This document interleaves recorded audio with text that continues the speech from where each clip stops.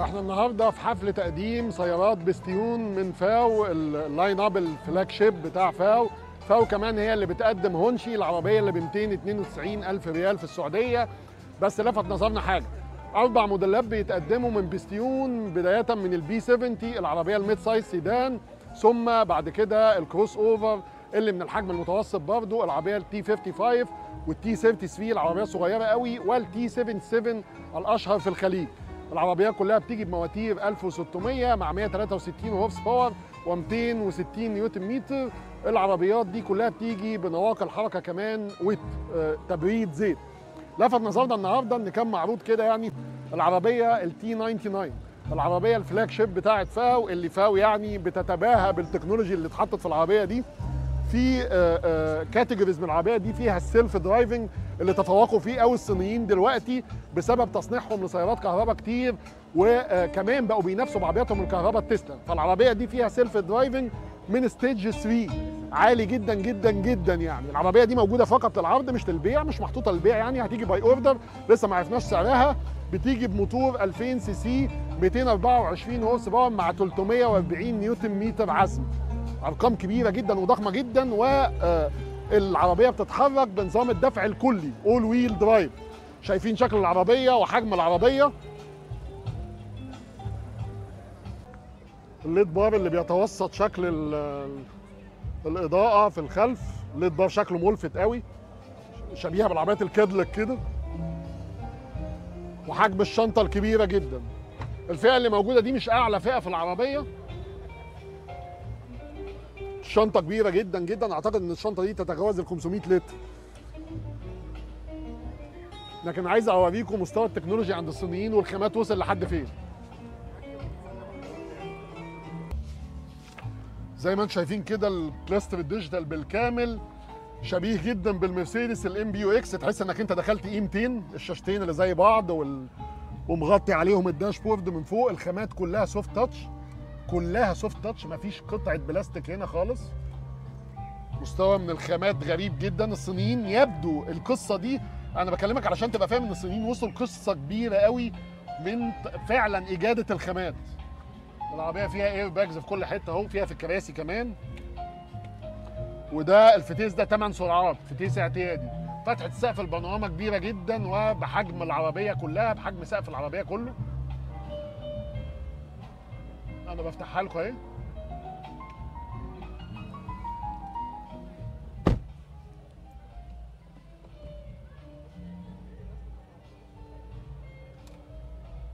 لسه هفتحها كمان.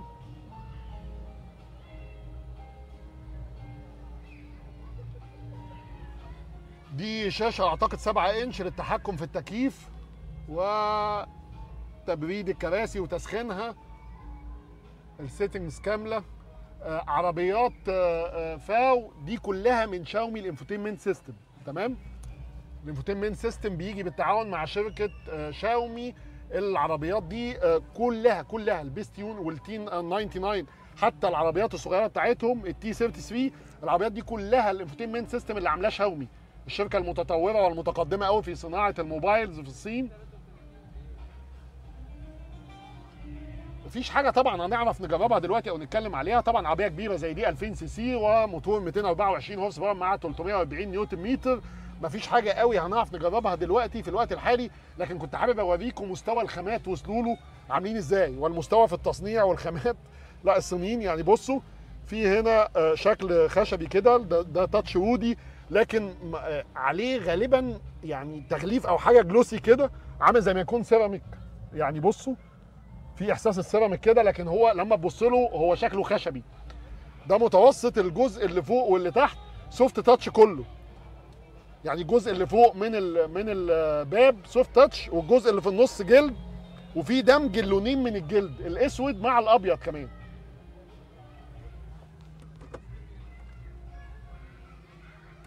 حتى درج التابلو متبطن بالقطيفه، يعني درج التابلو اللي جوه ده خامه قطيفه مش بلاستيك حتى. وصلوا المستوى في الخامات رهيب جدا جدا. اعتقد عربيه زي دي عشان توصل مصر بموتور 2000 سي سي هتبقى يعني في افريج 800,000 جنيه او حاجه، هتتخطى الرقم ده يعني بالحجم ده الكات بتاعه الفرش الجلد بتاع الكراسي مش طبيعيه يعني، والكرسي محتويني جدا جدا جدا.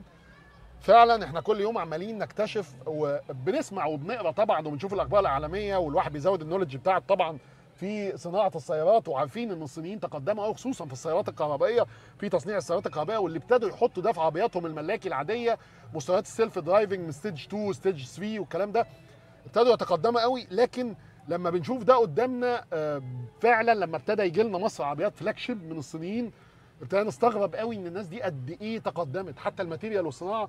يعني بصوا المرايه كمان الفريملس شكلها غريب جدا، مين بكل الديتيلز والتفاصيل. بصوا الفريم البلاستيك ده عشان الحواف ما تبقاش حاده لانها فريملس. الزراير التاتش كلها بتاعت المالتي فانكشن كلها تاتش، كلها محطوطه جوه كنترول بانل كده، كله تاتش. هنا شكل العربيه فعلا، شكل الانفوتينمنت سيستم بتاع العربيه وعدادات العربيه، حتى ريزوليوشن ودرجه نقاء الشاشه والكلام ده.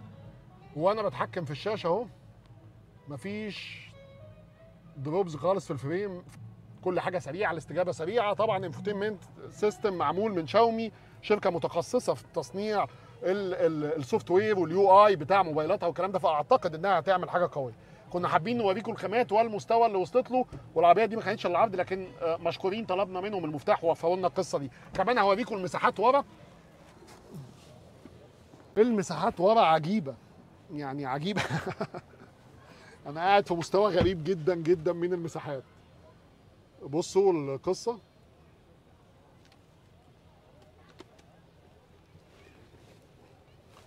مستوى عجيب جدا جدا من المساحات.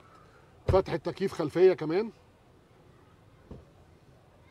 ويعني مفيش نفق فتيس يعتبر، تقدر تاخد 3 افراد، ويمكن انا اعتقد المساحات اللي باقيه في الكنبه لا ممكن 4 افراد كمان يتحشوا، واحد متوسط الجسم كمان ممكن يقعد. يعني مساحات كبيره جدا جدا وضخمه جدا. كمان مستوى الخامات ما بيقلش خالص هنا، زي ما انتم شايفين الباب في لما تيجي تقعد ورا في الجزء الخلفي اللي هو الباب بتاع الركاب ورا، الباب نفس مستوى الخامات، السوفت تاتش فوق، الجلد في الجنب برضه، كل الجزء المتوسط من الباب، كمان الستيتشنج والجلد هنا، الجزء الخشبي الجلوسي اللي انا قلت لكم عليه اللي في النص، كل حاجه. حتى التويترز ورا مع السماعات، يبدو ان العربيه دي مثلا فيها مش اقل من 10 سماعات و4 او 6 تويترز علشان التريبل.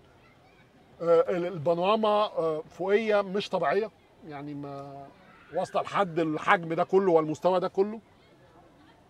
مستوى تاني خالص من الفخامه الصراحه. انا شايفين وانا بنزل انا بعمل ايه يا جماعه؟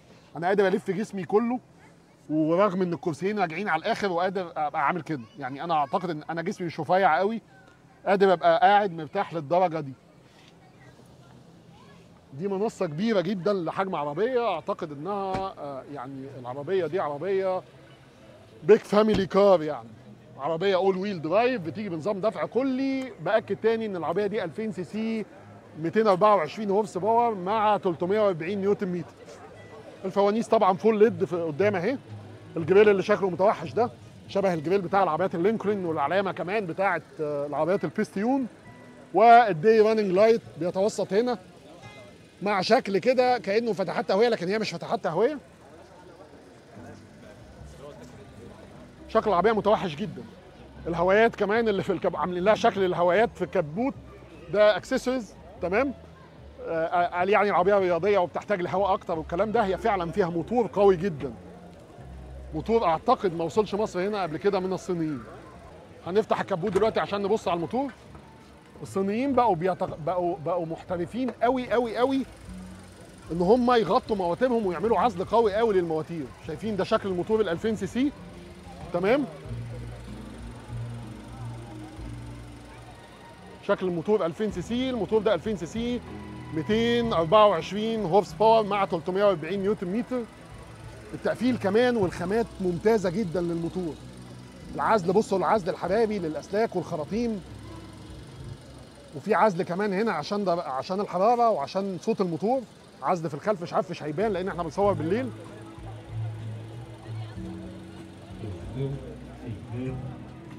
بقوا متقدمين جدا جدا في الحته دي. بيخدم العربيه دي في تيست 8 سرعات اعتيادي واعتمادي.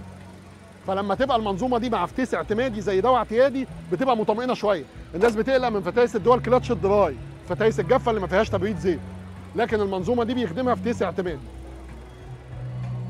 نشكرهم طبعا، ونشكر شركه نصر حلوان ان هم وفروا لنا فرصه ان احنا نتفرج على العربيه دي ونستعرضها حصري. فلاج شيب الشركه التي 99. شكرا، وكان معاكم محمود خير.